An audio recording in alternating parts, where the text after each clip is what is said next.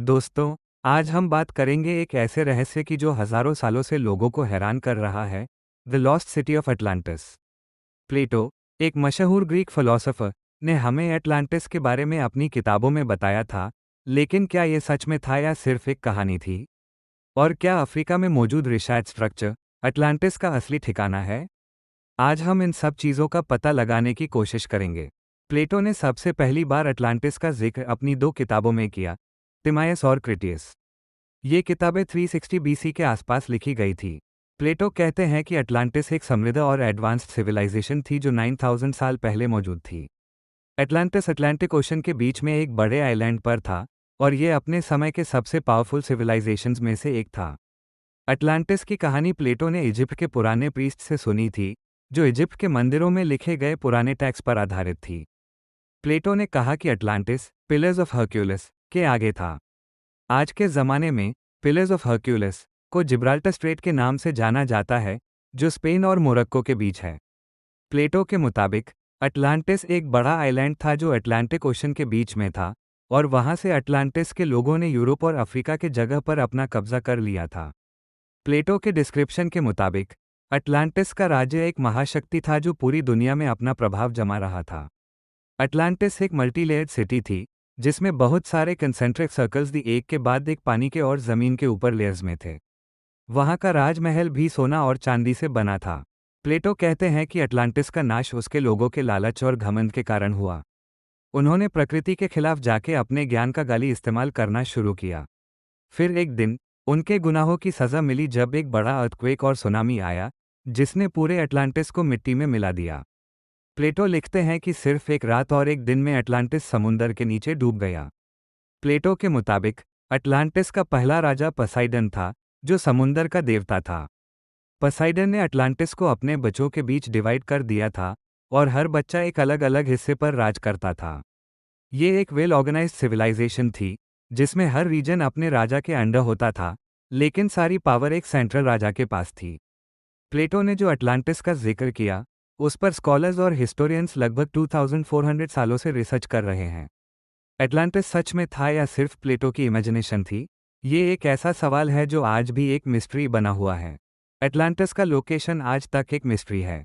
प्लेटो के मुताबिक Atlantis Atlantic ocean के बीच में था, लेकिन आज तक कोई इस बात को प्रूव नहीं कर पाया। कई थियरीज प्रपोज की गई हैं, लेकिन अब तक कोई कंक्लूसिव एविडेंस नहीं मिला।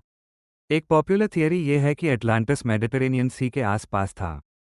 इस थियरी के हिसाब से अटलांटिस का शहर ग्रीस और इजिप्ट के बीच में मेडिटरेनियन सी के किसी आइलैंड पर था। कुछ लोग कहते हैं कि सैंटोरिनी आइलैंड पर अटलांटिस के रिमेन्स मिल सकते हैं, क्योंकि ये आइलैंड कभी एक पावरफुल सिविलाइजेशन का घर था जो एक वोल्केनिक eruption के कारण तबाह हो गया। कई लोगों का मानना है कि अटलांटिस कैरिबियन रीजन के आसपास था। यह थियरी कहती है कि अटलांटिस का शहर क्यूबा और बहामास के आसपास हो सकता है। वहाँ कुछ अंडरवाटर रिमेन्स माइल हैं जो एक एडवांस सिविलाइजेशन के ट्रेसेस हो सकते हैं। एक और पॉपुलर थियरी यह बोलती है कि अटलांटिस एक्चुअली में एंटार्कटिका था। एंटार्कटिका के कुछ रीजन्स को देखकर लगता है कि कभी ये जगह गर्म हुआ करती थी, लेकिन आइस एज के कारण ये जगह कंप्लीटली फ्रोजन हो गई।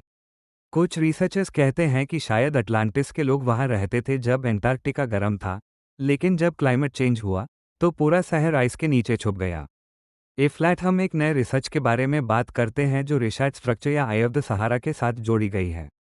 रिसर्च स्ट्रक्चर सहारा डेजर्ट के बीच में मॉरिटानिया में लोकेटेड है, और ये स्पेस से देखा जाने वाला एक लार्ज सर्कुलर जियोलॉजिकल फॉर्मेशन है।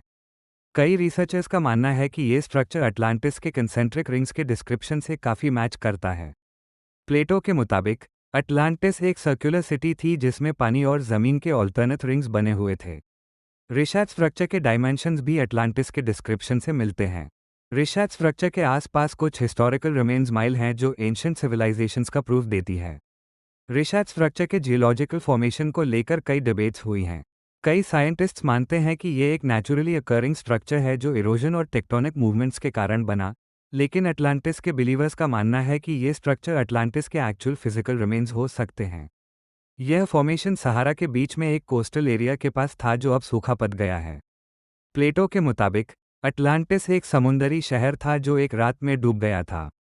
सहारा डेजर्ट में यहाँ हजारों साल पहले पानी और ओशन बेड का निशान मिले हैं, और इसके कॉन्क्रीट प्रूफ मिला है कि सहारा डेजर्ट कभी पानी से भरा था और अटलांटिस का डूबना वहाँ का क्लाइमेट चेंज के कारण था, जो धीरे धीरे एक ड्राइड अप डेजर्ट में तब्दील हो गया।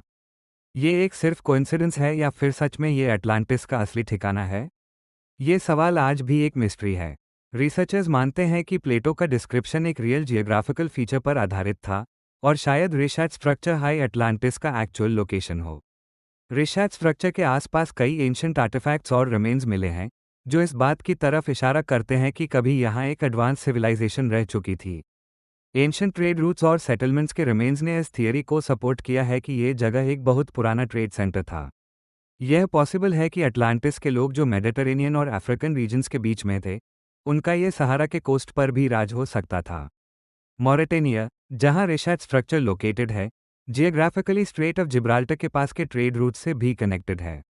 प्लेटो ने जिब्राल्टर के आसपास के समुंदर का जिक्र किया था, जहां से अटलांटिस कनेक्ट था। रिसर्च स्ट्रक्चर के साथ जो थ्योरीज जुड़ी हैं, वो एक न्यू पर्सपेक्टिव देती हैं अटलांटिस के लोकेशन पर। यह स्ट्रक्चर अटलांटिस के कंसेंट्रिक सर्कल्स के डिस्क्रिप्शन से मैच करता है और कुछ लोग मानते हैं कि ये ही असली अटलांटिस हो सकता है। आपको क्या लगता है? क्या अटलांटिस सच में कभी था? क्या रिसर्च स्ट्रक्चर अटलांटिस का असली ठिकाना हो सकता है? कमेंट्स में अपने विचार ज़रूर बताएं। अगर आपको ये वीडियो पसंद आई हो तो लाइक करें, सब्सक्राइब करें और इस मिस्ट्री के बारे में और वीडियोस देखने के लिए बेल आइकॉन को दबाएं। मिलते हैं अगले वीडियो में।